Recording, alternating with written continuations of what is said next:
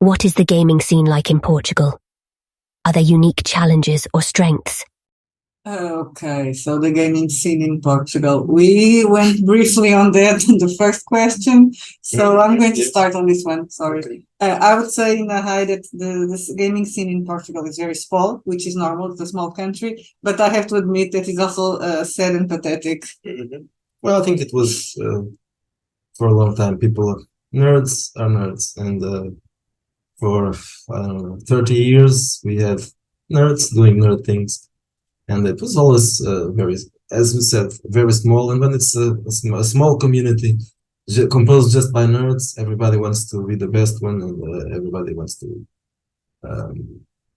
It's very closed, Yeah, very and close. it's especially for the people that are developing games. Well, if they see this, they're gonna hate us. They're not. They already hate us anyway. And it always feels like for example, when in the Facebook groups for the role players of Portugal, is like people there are always masturbating their egos and their friends' egos. Yeah, that I think that was all the time, even before people were even trying to publish stuff. Before that was just people talking about So their circles are- magnificent. That's Yeah, the correct expression for that's it. People talking about their magnificent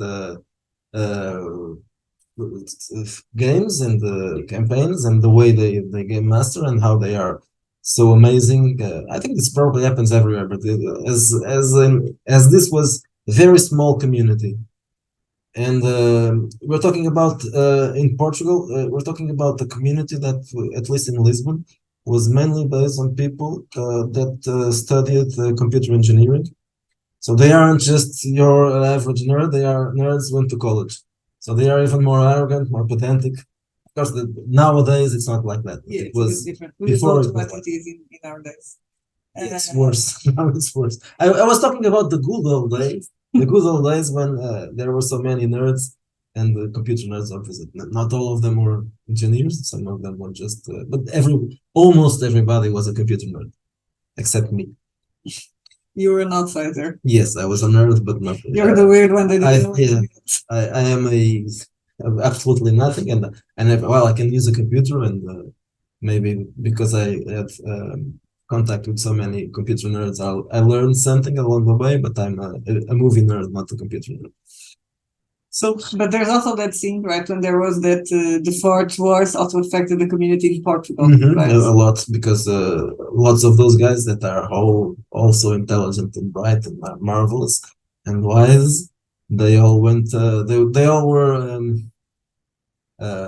influenced by the Forge stuff and their theories and all that. They love those things, and they formed a nucleus. Groups were destroyed. What I heard back then, friendships were destroyed. Yes. Some recovered or not. And then I guess that now what you have is you have people that play D&D, and you have people that play story games. I think there are probably still vampire players around, and perhaps not just D&D, probably Pathfinder as well. But it's mostly, I'd say, that people that play fantasy and people that play that really smart. Well, maybe the story games are.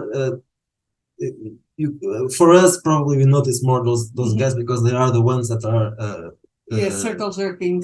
Circle jerking, and the ones that organize the convention, and the ones that have the Facebook groups. But maybe they are just a small part of the rest. Maybe they are just 1/5. But they are the loudest. The noisy ones. And then, of course, well, also there, for what I've heard, there's also there was a grow with people that came with 5e. They told us yes, the convention apparently, yes. that COVID and 5e we don't know those increased a little bit, but we don't know those people. I have no contact. So the Portugal scene is so good that they gave us this award. I need to show it. I love this story. Last year, 2022.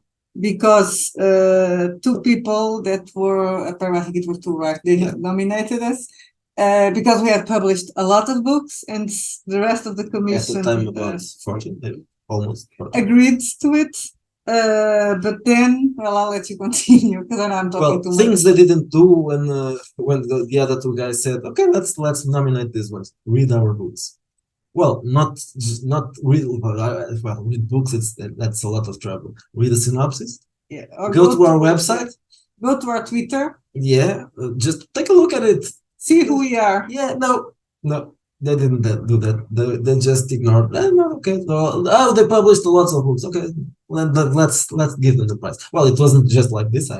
Actually, I don't know how it worked, but it was voted. So they probably those two guys probably explain stuff about games and that we had a YouTube channel and that we interviewed. They knew a couple of things. They knew that we had a YouTube They've seen channel. some of our videos. Perhaps yes. They said they did. Yeah, that's true. So they knew that we had done interviews to lots of people. Some of them are kind of famous in the OSR. They probably don't know who they are, but they assumed they were kind of famous. Well, probably they know Lamentations. I would say they know Lamentations. Probably they know maybe one or two of them maybe heard about it. Or maybe I don't know. They're also perhaps not. Yeah, perhaps not. Yeah, yes. Well, they're not that young, but they are mentally retarded. Now I have to send this link to them. So well, that's it. We had no connection to this group. We didn't ask to be of course we didn't ask for a award. They gave us. Then I guess someone went to our Twitter and said, "Oh my God, they are transphobes." Yeah, that's it. I think that was the explanation. They didn't say it was because of our latent ideas. Ideologies, yes. Well, the ridiculous part is to show how ridiculous it is that apparently a gaming convention, it was against their policy. Our latent ideologies go against the policy that they didn't have. They didn't have rules. They gave us an award without apparently knowing who we are. They had an award. Okay.